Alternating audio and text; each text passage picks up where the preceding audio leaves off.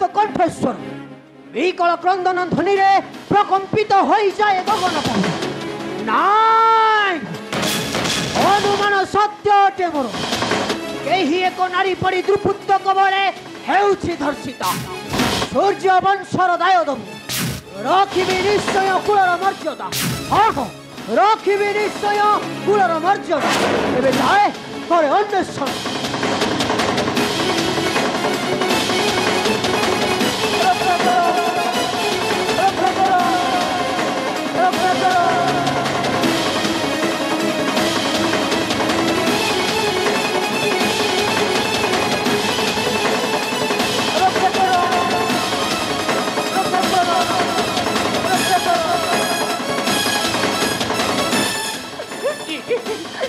क्यों डरे अच्छा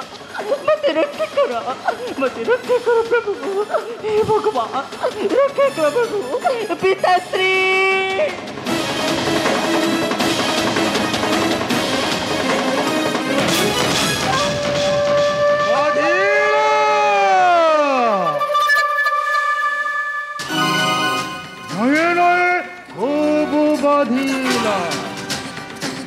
মো কথারে রাজি নহি বিপদ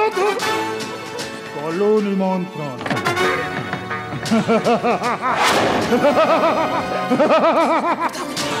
এ অগ্নিকর্ণিকা এই থারে তোর সতীত্ব নষ্ট করি তারপরে নেই দিবি মলঙ্কা কুত প্রভু আরে আসো অগ্নিকর্ণিকা নিজন বনরে মতে দেহ দান করো না আরে